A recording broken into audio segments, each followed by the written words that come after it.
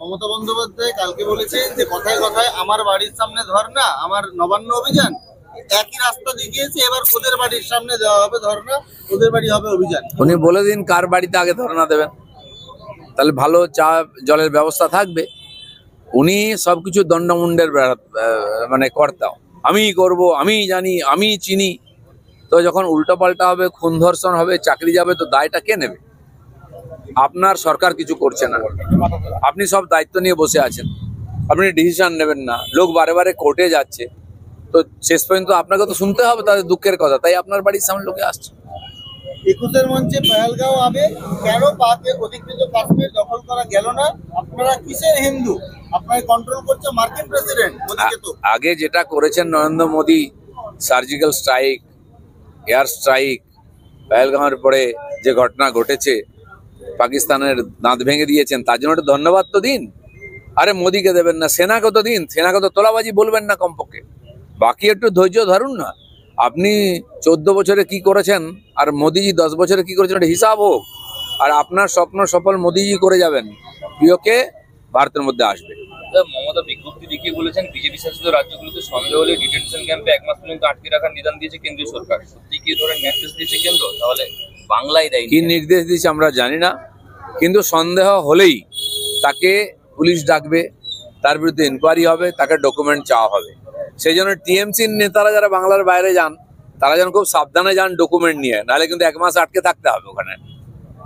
21শে জুলাই সমাবেশস্থলে দেখা গেল না অনুব্রত মণ্ডলকে, কিন্তু সভা শেষ হতেই ফেসবুকে পোস্ট, সেখানে মমতার বন্দ্যোপাধ্যায়ের ছবি 5টা, অভিষেকের 9টা, দলবদল করছে। আমি শুনেছি কেষ্টমণ্ডলকে নাকি ডায়াসে উঠতে দেয়নি পুলিশ। মমতা ব্যানার্জির এই যে ইউজ অ্যান্ড থ্রো, তাকে দিয়ে গরুর টাকা তোলালেন, বালির টাকা তোলালেন, পাথরের টাকা তোলালেন, সেই টাকা পয়সা নিয়ে পার্টি চালালেন, খেলেন, আর সে বেচারাকে আম খেয়ে চিবড়ে ফেলে দিলেন। এই মমতার রাজনীতি। বাকি টিএমসির নেতারা যারা টাকা পয়সা তুলে আনন্দে নাচছেন, তারা দেখুন ঘুটে পুড়ে গোবর হাসে, ঘুটে বলে তোরা একদিন আসে, তারাও ভেবে দেখুন তাদের ভবিষ্যৎ এরকম অপেক্ষা করছে। ধনখড়ের আকস্মিক ইস্তফায় জোট রাজনীতির অপ্রত্যাশিত ঝাঁটা বলে কি মোদী সরকার? জানি না ভাই, দিল্লিতে ঘটনা ঘটছে, ধীরে ধীরে প্রকাশ হবে কেন দিয়েছেন। জোট রাজনীতির দায়বদ্ধতা এবার কি নিজের প্রার্থী দাঁড় করতে পারবে বিজেপি? বিজেপি নিজের প্রার্থী দাঁড় করিয়েছে, শুধু নয়, যারা জোট প্রার্থী তাদেরকে, জোট পার্টি তাদেরকে যোগ্য সম্মান দিয়েছে। কেউ বলতে পারবে না কোনোদিন বিজেপি কারোর সঙ্গে আর সতীনত ব্যবহার করেছে, আপন পর করেছে। যারা প্রয়োজন হয়েছে বিজেপির সঙ্গে এসছে, বিজেপি নিজের বাড়িতে জায়গা দিয়েছে।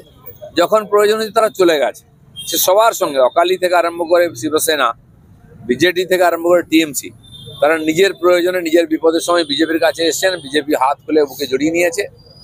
যখন তাদের অসুবিধা হয়েছে বা প্রয়োজন পড়ে গেছে, তারা চলে গেছেন, কিন্তু বিজেপি বিজেপির জায়গায় আছে। যেহেতু ডেপুটি চেয়ারম্যানের পদ জেডিইউর হাতে রয়েছে, সেক্ষেত্রে কি চন্দ্রবাবু নাইডু দাবিদার হয়ে উঠলে মানে বিজেপি? কল্পনা ছাড়ুন, দেখুন কি হচ্ছে।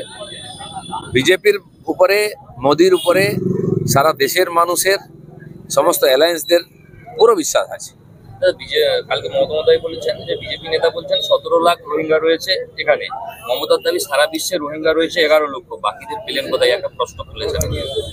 17 লাখ মানে খালি রোহিঙ্গা নয়, রোহিঙ্গার সঙ্গে বাংলাদেশি অনুপ্রবেশকারী, আর সেটা মিলে কয়েক কোটি।